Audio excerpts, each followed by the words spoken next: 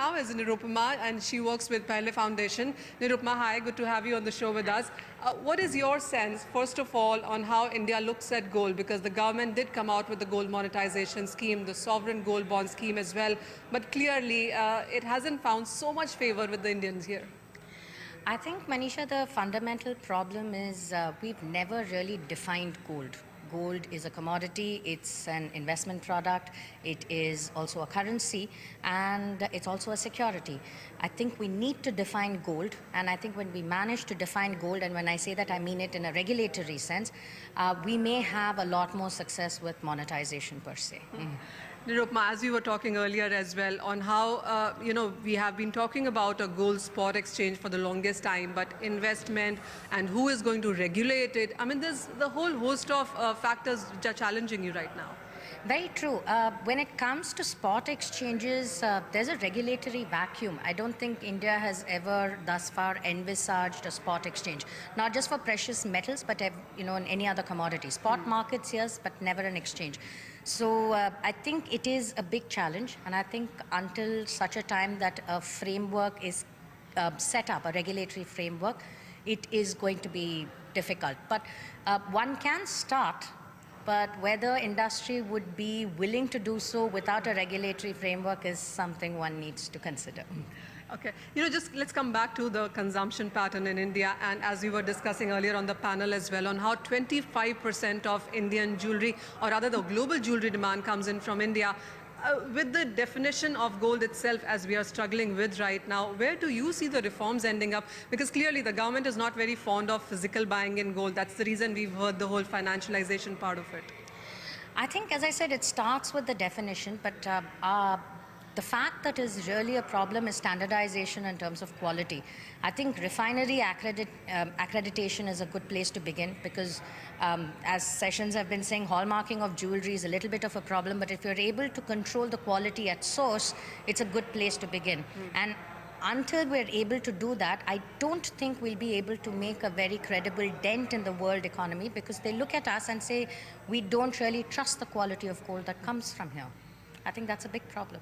So going forward, because as we said, the government doesn't want physical buying. They actually have been trying to channelize the household gold into the markets, which also is not happening. But with so many reforms coming in, with GST coming in as well, with the kind of uncertainty this market is holding at this point in time, what should the industry really work with? Because you work with a working group as well. You work with the ministries, etc. What is your feedback? What is your gathering from that? I think the first thing that needs to be done is to give precious metals and status which is separate from commodities per se.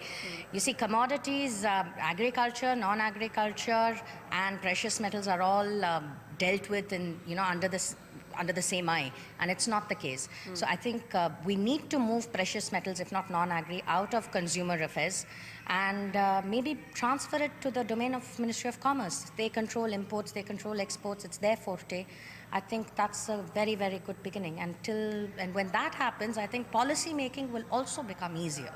So as gold industry, what is the next big thing that this industry can expect from the ministries? Because there is so much work being done. There's this thing about bank bullions, gold spot exchange, a national bullion board as well. What do you think will come first and how will that impact the industry? If you remember 2 or 2.5 years ago, there was a KUB Rao report that had come out from RBI. And that report and what we've been saying are very much aligned. If you look at it from a low-hanging fruit regulation-wise, a bullion bank is the easiest because you have the mandate for differentiated bank licenses. So it's only a question of RBI recognizing the need for such a bank and therefore also issuing guidelines for setting that up. Because without banks, really, monetization will never happen because banks are the mainstay of our financial system and it's where trust lies the most. We need the banks in the system. The other thing that we were discussing about is the benchmark pricing here. I mean, we continue to be the price takers, and there is some work being done on that, the whole Make in India shift onto that. Do you think that is coming anytime soon here? Or? Well, we should certainly aspire, but I'd probably go a little slowly. Setting your own price fix is something that we should move towards.